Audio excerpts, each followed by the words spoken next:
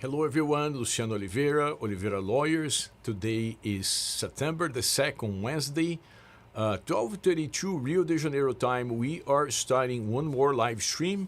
If you're here with us, let me know a topic of your interest so we can discuss live. If I don't have any topics being suggested in the chat window below, then I'm gonna pick a topic from my backlog. And let's start by taking a look, as usual, taking a look at the news in Brazil. Let's see what's going on. And let me know if you guys can see me, can hear me, can see my screen. And the news here is, again, about Banco Master. You know, there was the whole ordeal with a bank that went under. And the main point here is that the president of this banco had an entanglement with many politicians and ministries, or justices, right? Like in Portuguese we call ministros, which would be like the ministers.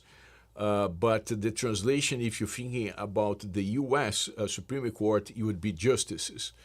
So he had a close entanglement, particularly with one of the Supreme Court justices. And this week, the news actually started on Monday. They found out that this justice, Alexandre de Moraes, he was basically supporting the president of this bank all along, right? So they uncovered messages. You probably know that in Brazil we use WhatsApp a lot. Not very popular in the United States. Very interesting because it's actually owned by Meta, by Facebook. And but in Brazil, it's all the rage, right? Like, I mean, in Brazil, there is no more traditional phone communication. Everything goes through WhatsApp. So, not surprisingly, this justice was connected to the bank's president over WhatsApp, and they were able to uncover the messages on the bank's president's side.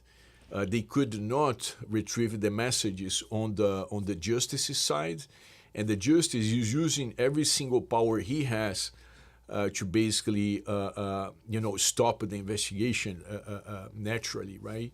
And unfortunately, other justices at the Brazilian Supreme Court, they are kind of saying, you know what, let's try to resist, because if one of us could be, I don't know, removed because of a scandal, guess what? Like the other justices, they are probably not saints, and they are probably going to have their potential scandals. So that's what's going on right now. And that's what you see over here. Like the main headline says, this position should not bring privilege. Instead, this position, meaning the position of a justice of the Brazilian Supreme Court, should impose a limit. That was said by Fachin. Fachin is the current president of the Brazilian Supreme Court. That's what's said by Fachin after the Brazilian Federal Police showing the link between Alexandre de Moraes, this justice, and Vorcaro, the president of Banco Master. There was like a large number, like they're saying here, 51 messages exchanged in 21 days, in which the president of the bank was basically suggesting strategies for the Supreme Court justice to intervene into the ongoing investigation of Banco Master, to try to avoid the bankruptcy of Banco Master, which ended up happening anyhow. There was another message which I found very interesting. Like, he was saying, like, should I begin from Brazil, like by Monday, if I'm not mistaken. So he was basically tracking with the support of this justice, the efforts apparently, right? Like, I mean, from the messages, the Supreme Court justice was kind of keeping the bank's president aware of the investigations, and this president of the bank was trying to time, like, how far should he leave the country to avoid prison. And eventually, Vorcaro, which is who's the president of Banco Master, he tried to leave Brazil. He was going to the United Arab Emirates, and that's when the Brazilian Federal Police apprehended him. So that's all the rage. That's been since from Monday. Is basically like all the, like the main portion of every single newspaper in Brazil. There is also, like, of course, the discussion about the ongoing presidential election. Here we have Lula, we have Flávio Bolsonaro, and we have Cury. Cury is a new candidate. He's kind of a moderate, and he's attracting a lot of votes, not because he's great, but in my opinion, right, that's my personal opinion, because these two guys, they are horrible, right? Like, I mean, Lula had a very important role in our history. He implemented very meaningful programs, particularly trying to help or to lift from poverty millions and millions of people. But I think it's enough. That would be the fourth term of President Lula, and that's not how politics should work, in my opinion, right? The other folk is Flávio Bolsonaro. He's the son of former President Jair Bolsonaro, and not a good leadership for many reasons. He doesn't seem to be a leader. He's basically using like his father's name to gather support, and there are many aspects of how he has obtained it, or how he has increased his assets. Like, I mean, it's kind of concerning to me, let's say like that, right? So not really good choices. This Cury, I don't even know this folk, like he's brand new in Brazilian politics, but I just wish we had better options, right? And there is another take on the ongoing wars, talking about Iran and Ukraine. And yes, that's it for today. Let's take a look at our sponsor. That's Remax Nomad States. They assist across Brazil, and they have been helping some of our clients, and many clients, they're very happy with their services. They are starting to offer, and you can get in touch, they're starting to offer like insurance as well. Many of our clients, they have a need for insurance, either for a property or health insurance, or insurance for a vehicle that they're buying. And now this agency of Remax, they are offering in Brazil a type of insurance. They are trying to tweak this service, like for foreign citizens, trying to make things easier for foreign citizens. So if you are interested, just take a screenshot. You can get in touch with them, and there you go. All right, let's take a look at our chat window and see what's going on. We have Michael Reed. Michael, good to see you over here. Michael is asking, with the FBI background check, is this check good for 90 days from the date the fingerprint was taken, or 90 days from the apostille date? So,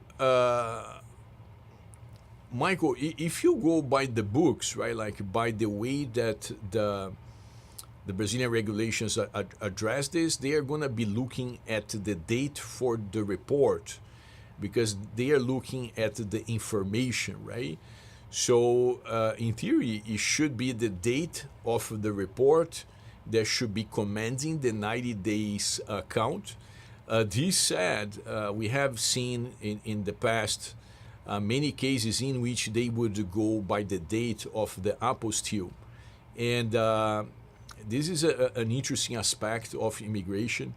which I understand, like applicants, immigrants, they would wish that everything was crystal clear with very well set boundaries, but that's not how it works in Brazil. That's not how it works in the US. That's not how it works in Portugal. That's not how it works anywhere, right? So this interpretation of the date, you will change depending on the person that you're dealing. And many people would ask me, listen, but if they're, considering the wrong date, can't I just push for the correct interpretation? And this would typically backfire because the immigration officer, they typically have discretion in terms of how to handle your paperwork. So if you try to educate them, typically this will backfire, right? Like, they have in Portuguese, we say o poder da caneta. A rough translation would be the power of the pen, right? Like you have this folk, he's basically, deciding if you're going to get your residency or not. So, common sense would say not a good idea to push the folk or to try to educate them. In the United States and other countries, sometimes, if you have valuable knowledge, the other person will be more amenable to being educated outside of a classroom, like in everyday,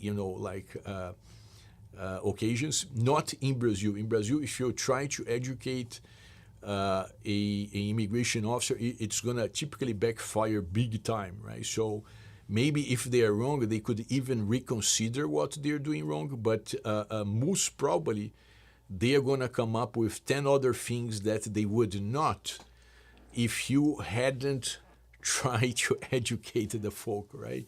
So this is a type of reality we have across our practice in Brazil. Most of the time, like if there is a pathway, like we just try to follow that pathway. If they're asking for documents, we provided those documents. Sometimes the documents don't even make sense, but we would prefer to provide the paperwork than to create a situation that could result in more damage to your application than good. Yeah, so that's it, Michael. That's typically 90 days. Like if we had to answer by the books, that's 90 days for the report because their concern is about the freshness of the information in the report, and therefore they're talking about the FBI background check. And naturally, right, a follow-up question could be, all right, but don't you know that to get the FBI background check, to get the apostille, this thing typically takes about a couple of months. So we're talking about a single month of a freshness window for you to use this thing. And yes, it is what it is, and that's why for the tracks that require an apostilled FBI background check, we need to be careful and with the help of our client as well, in terms of controlling the paperwork flow, the application flow, so they can actually file the application within that very short freshness time window. Michael, once someone retains your company for the real estate residency program, how long is the retained service good? For example, to find a suitable real estate property can take months. So, Michael, we don't have a limit, right? And we understand that finding a property may take some time, and we actually like that you take your time. Most of the time, we are pushing in the opposite direction, Michael. Most of the time is the client like trying to rush things, and we are telling the client, don't rush, take your time, pick the ideal property, make sure you know where you're going to stay. And sometimes we have clients who are going to buy a property like 1 year or a couple of years after signing the agreement with us. Zero concern from our side. Sometimes people say, well, but I'm going to be paying up front and I don't know when I'm going to use the service.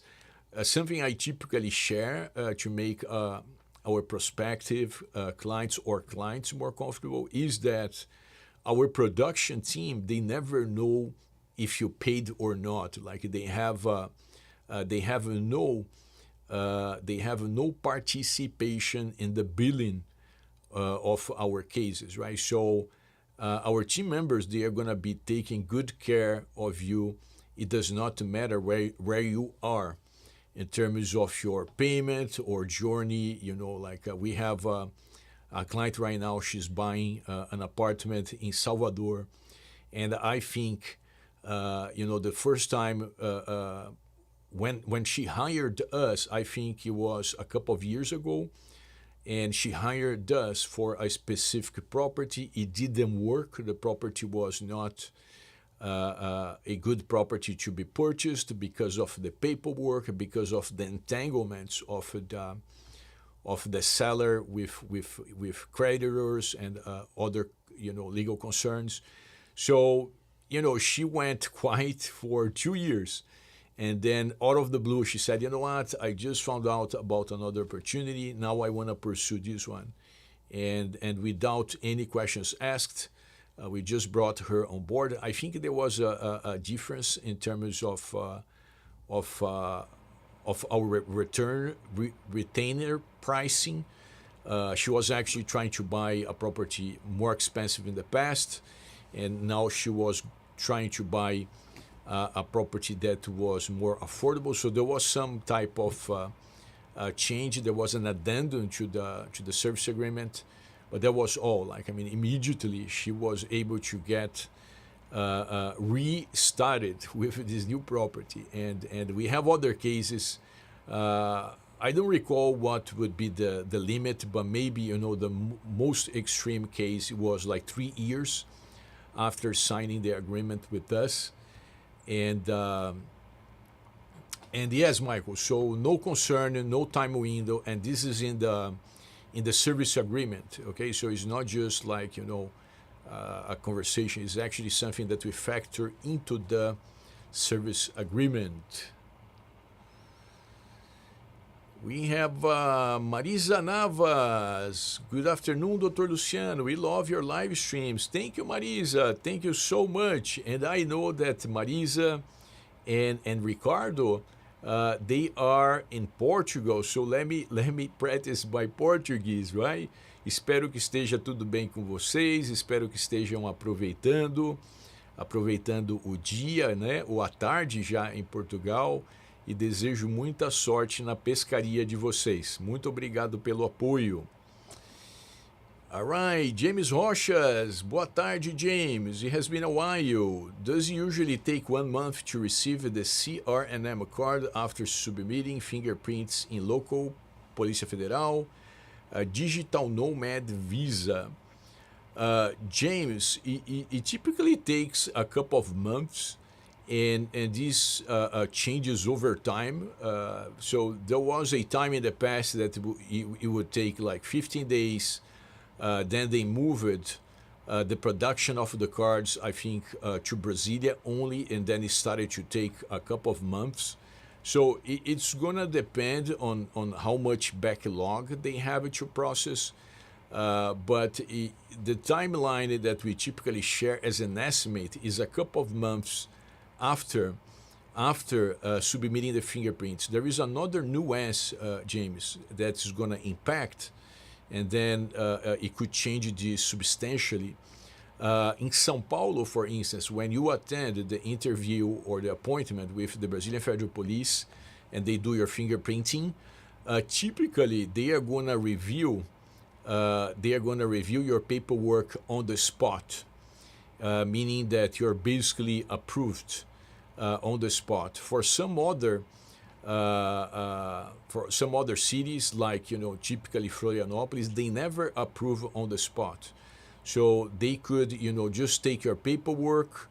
In theory, they could take your fingerprints as well, but they would send this your folder to a supervisor who would approve or not the package, Okay, so very typical in Florianópolis, other cities in the state of Santa Catarina, to basically gather or to handle an appointment without approving the residency.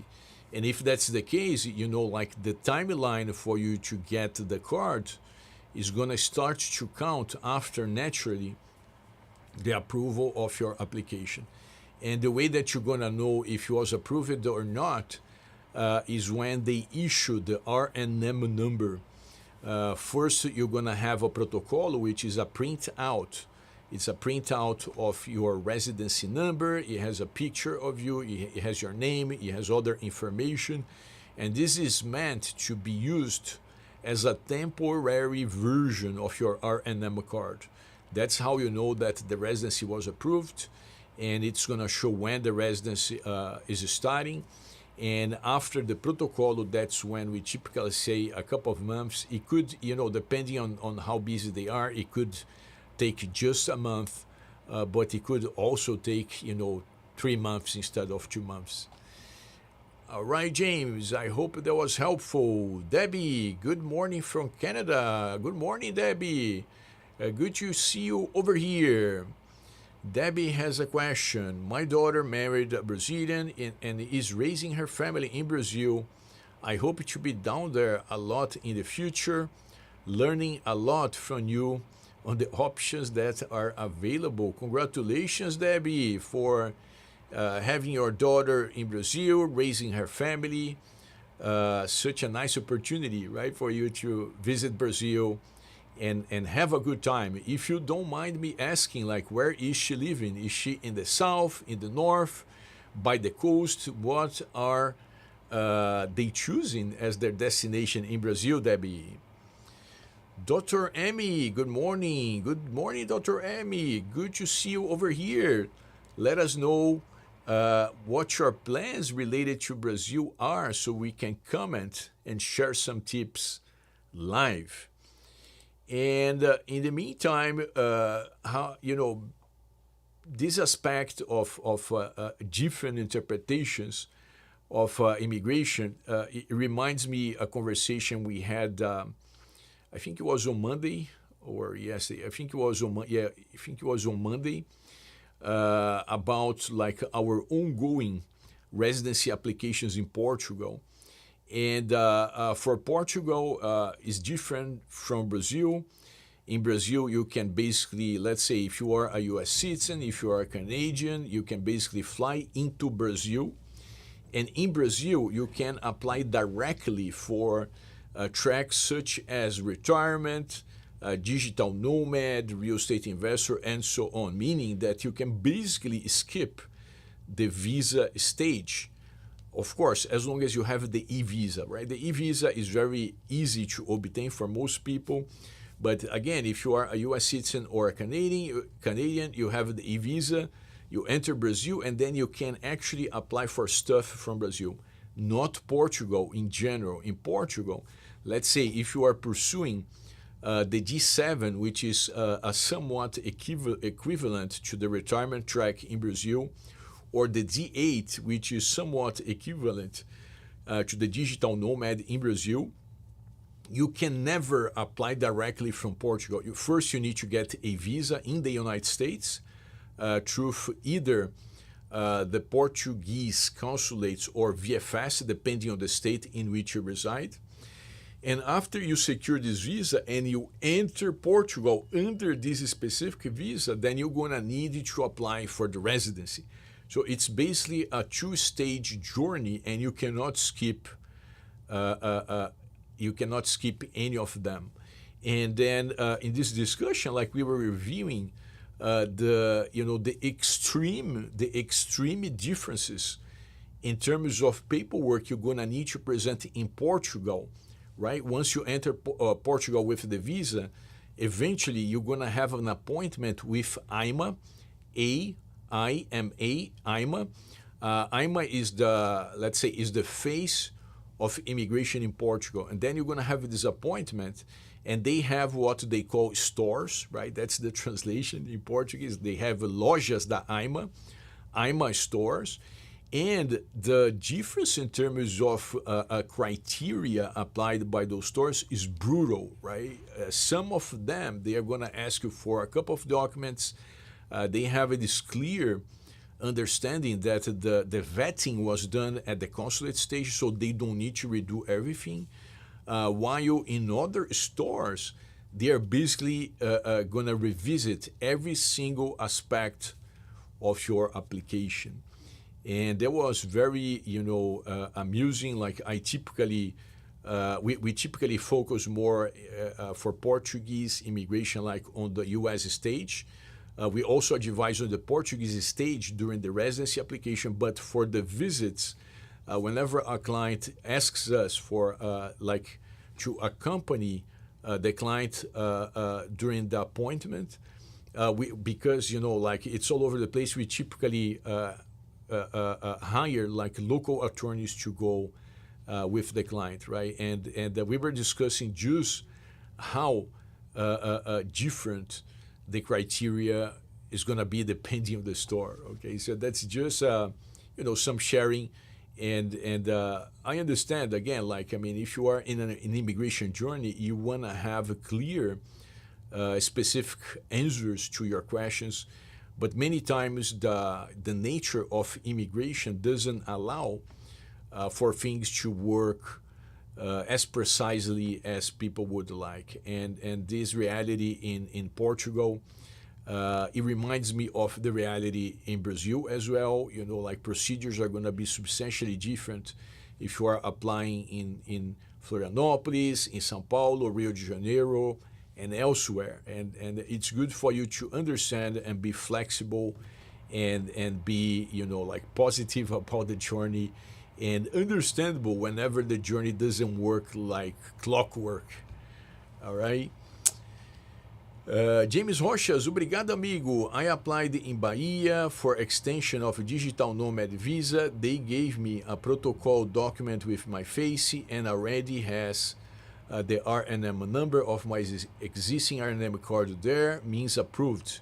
James, yes, it typically means you have a new residency, and this is gonna be the case in 99% of the applications. Like in 1% or 2%, they could do like an after approval review and actually cancel your RNM, right? But I'm sure that's not going to be your case, James. So yes, it means you are approved. It means you are good. For cancellations we saw in the past, it would be cases in which after a quality assurance review of approved cases, they would find a gross difference in terms of name for the applicant and the names on the paperwork provided. I think I remember it was a Chinese national, and naturally there is an additional challenge in terms of the paperwork, in terms of consistency of the names, since their original documents are typically in a different alphabet, right? And there was another case which was even more extreme that I remember. This gentleman, like he got the RNM, and 1 month later it was canceled. Like he just got a cancellation letter, and then he traveled to Brasilia, and in Brasilia they said, listen, we cannot disclose why we canceled your RNM. And then during our discussions with this gentleman, and the idea like he was a self-applicant, and then he was trying to hire our office to basically fight this decision for the immigration. And then we found out, like I don't want to give too many specifics, but like his name, he was in a type of blacklist for potentially involvement with terrorist organizations and people. Okay, so I don't know if there was a fact or not, but based on our conversations with him, That was our take, okay? And whenever it is something like this, immigration naturally they don't owe you an explanation, because if they open up about the fact that they have this information, they are basically, let's say, potentially helping people with this profile to understand how they find out about those connections, and they could potentially use this feedback, right, like to tweak future applications of people involved in terrorist organizations or activities. But again, this is very extreme, right? Like, I mean, for our regular clients, we never had a case in which a RNM would be canceled after the approval. All right, let's see what else we have over here. Let me see if we have any open topics. No open topics so far, so let's take a subject here from our backlog. All right, yeah, this one is a repetitive one. Which areas of Brazil would you recommend for someone who's visiting the country for the first time? And, like, I mean, Brazil has continental dimensions. Brazil is almost like a continent. Brazil is one of the largest countries in terms of geographical area. And just to give you like an idea, Brazil is, is more than double in size of the European Union. And Brazil is actually larger than the United States if you remove Hawaii and Alaska, right? These are basically, like separate territory from the United States. If you just look at the continental United States, Brazil is actually bigger than the continental United States. So Brazil is huge, and there are so many different areas and different costumes and different experiences that you could have. So it's not really easy or even possible, in my opinion, to have a single recommendation in terms of places for you to visit. I think depending on your goals, like there are gonna be different possibilities. So some people, they say, listen, I wanna move to a place that's gonna be more affordable than the average. And if that's the case, I would say, listen, typically the northeast of Brazil is gonna have, like a lower cost of living than in the south.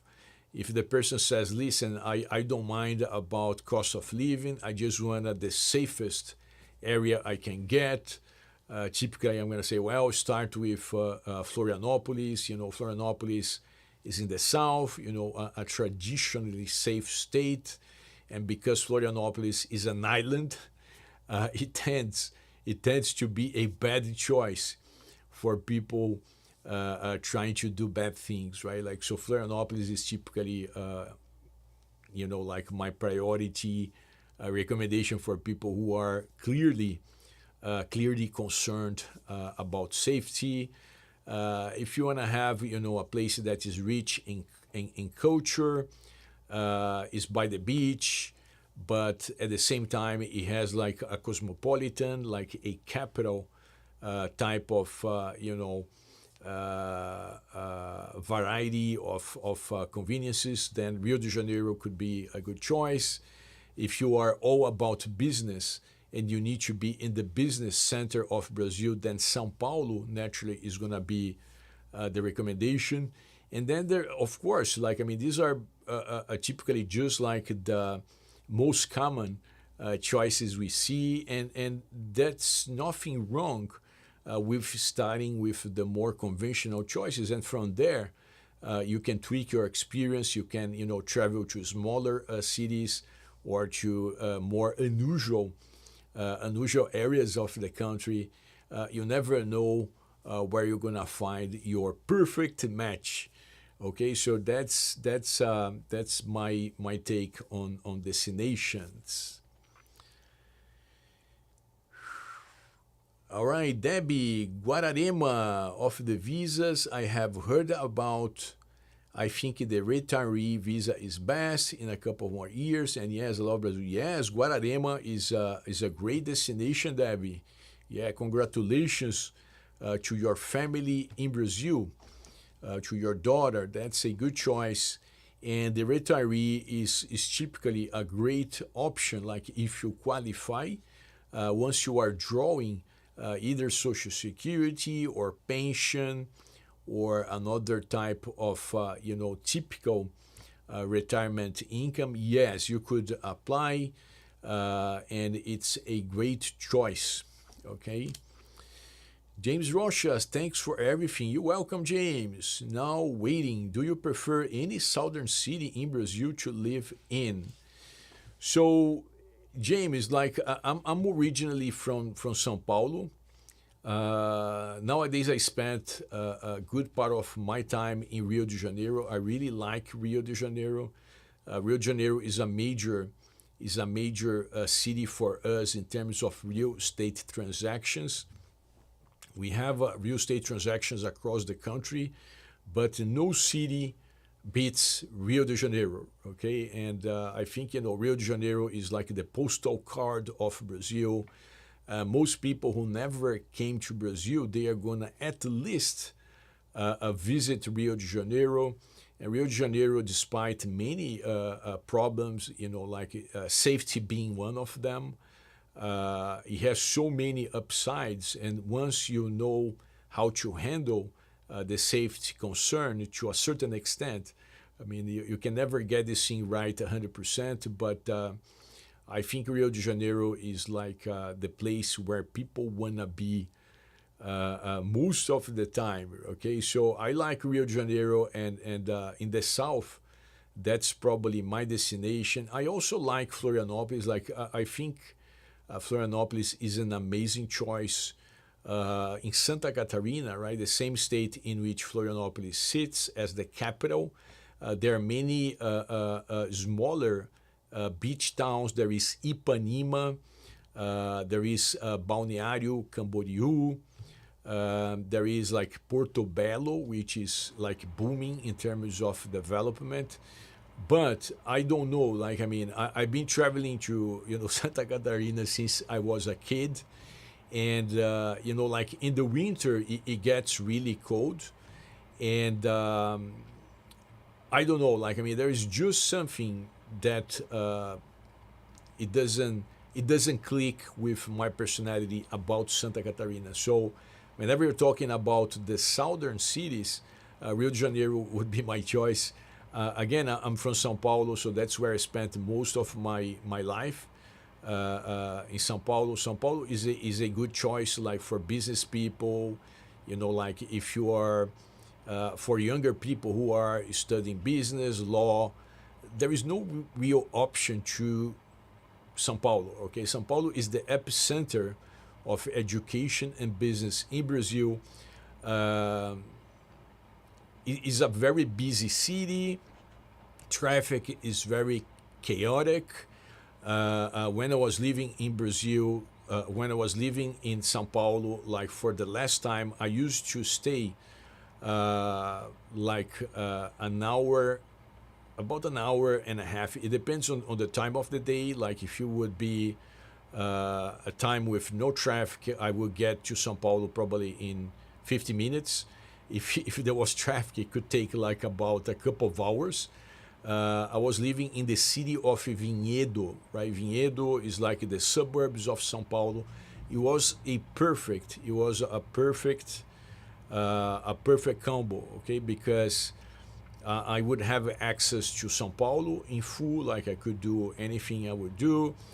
And at the same time, like, I would be experiencing a smaller town type of experience. So many people, they still do that. Many people, they live in Vinhedo, Valinhos. There are other cities with this profile.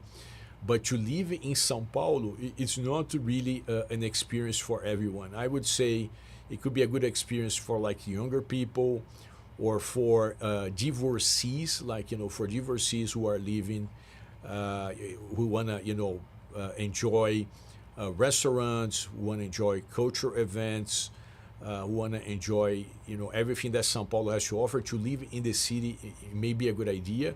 But if you have like a family, like with young children, typically not a good idea to live in São Paulo itself.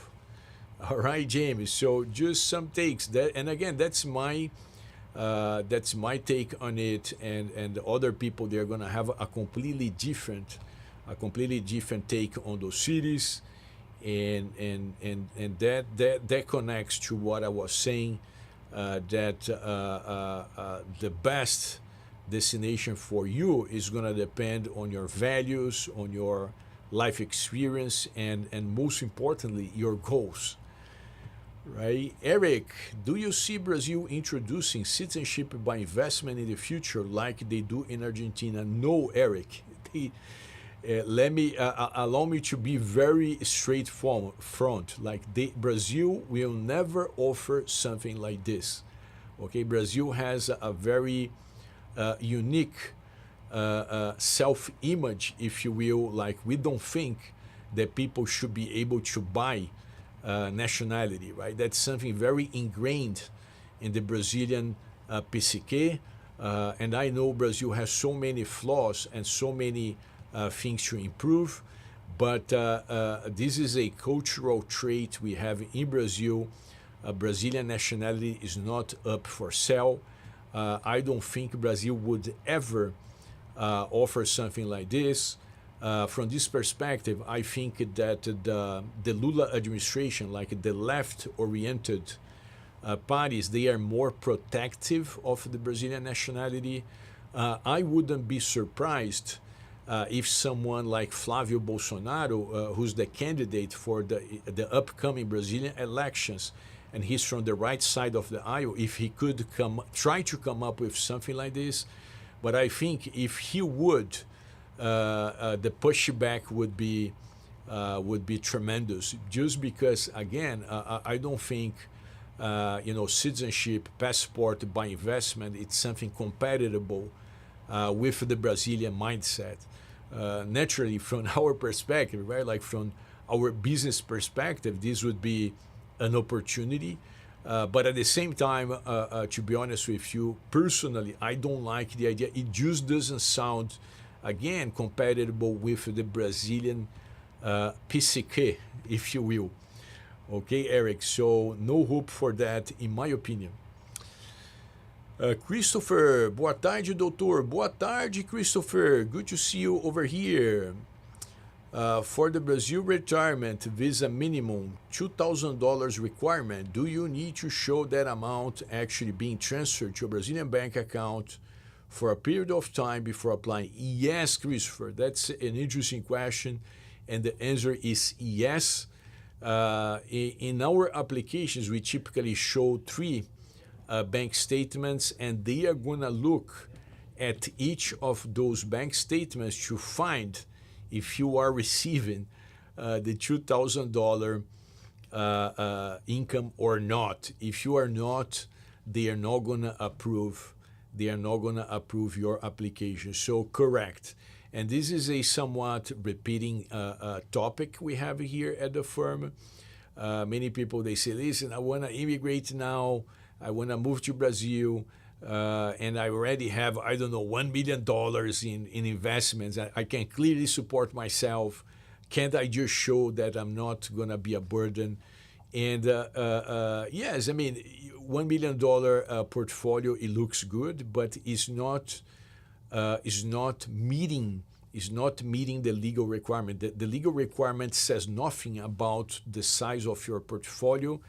The minimum requirement says that you should be drawing at least $2,000 in qualifying traditional retirement income. Okay, so if you're not drawing, if you have $1 million in portfolio, if you're gonna retire in just like 3 months from now, you do not qualify.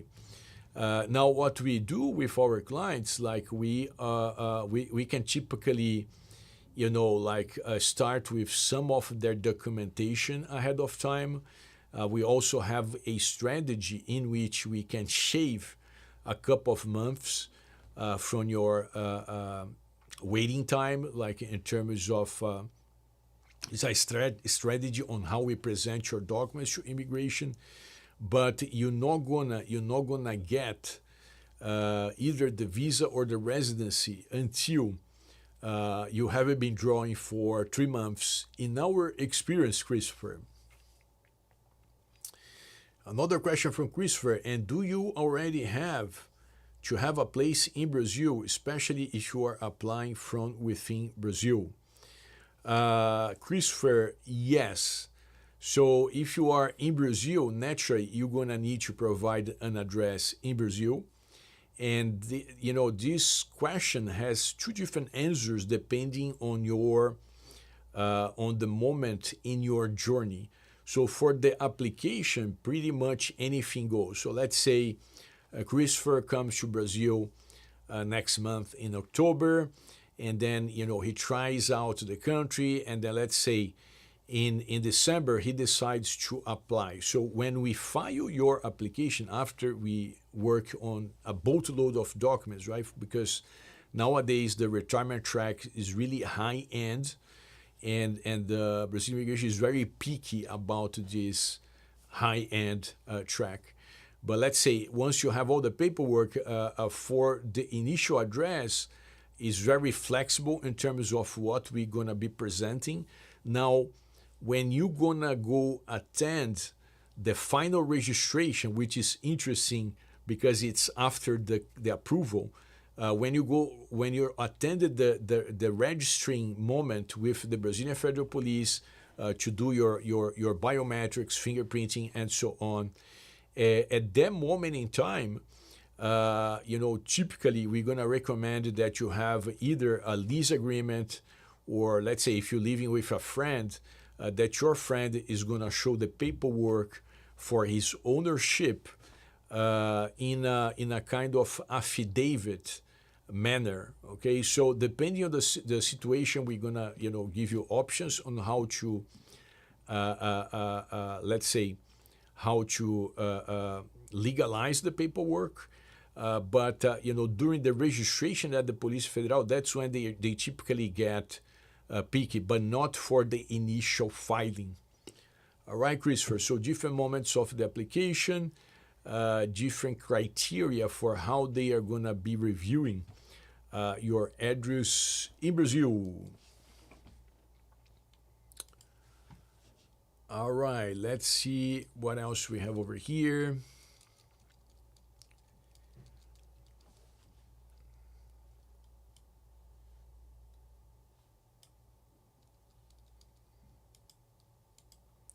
All right, just wanna invite you, like if you're here with us, don't forget to like our live stream. That helps with our business, and that helps other people just like you to find this content. I really appreciate if you could go click on like it.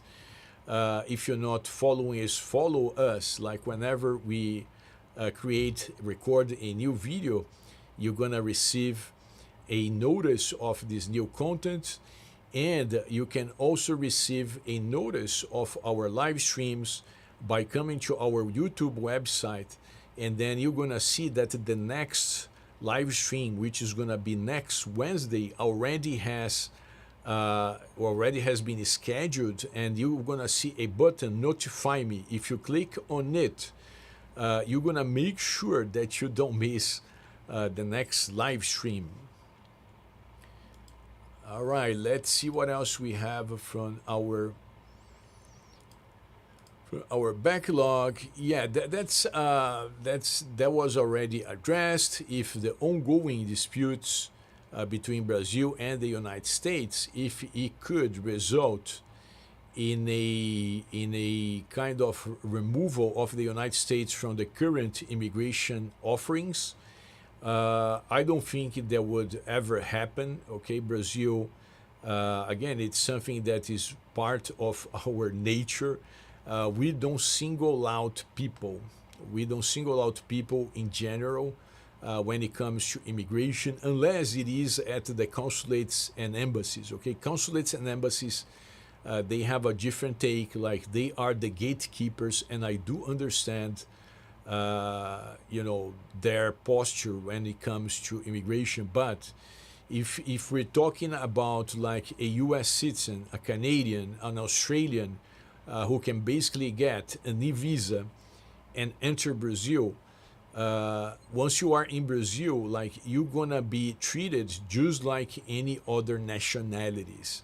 And to be honest with you, like I mean, the probably the worst that could happen to an American citizen is what already happened. Guess what? Up to a couple of years ago, U.S. citizens would not need an e-visa to visit Brazil, right? That was under President Bolsonaro's administration. And then President Lula came along, and then he said, I need to do something about the U.S. citizens. And guess what he did? Like he implemented a requirement for U.S. citizens to get an e-visa. But if you think about it, I mean, that's not a meaningful downside at all, right? Like because the e-visa, it basically, I don't recall exactly the amount, if it is $80.90 or $90.80. That's the fee that you're gonna pay. For 98% of people, you're gonna be able to apply for the e-visa remotely, so you don't even need to go to a consulate. So if you think about it, right, like President Lula, who's clearly antagonic to the United States, and he and his party, I don't know how to say that, but they have some hatred against the United States for historical reasons. Okay, I don't think it's a bad nature, or it's just maybe like a bad blood based on historical events. That was the worst he could come up with against the United States. So I think even if President Lula wins the election and continues on this path of disagreement with the United States, I don't think he would ever get to the point in which U.S. citizens would be singled out in terms of not having access to the immigration framework. Okay, so that's my take on it. All right. We free. I received my digital nomad visa from the consulate. The 1 year date show on it. Do they indicate the period during which I can enter the country, or is that the total validity of the visa? Still months until Carnival, maybe. All right.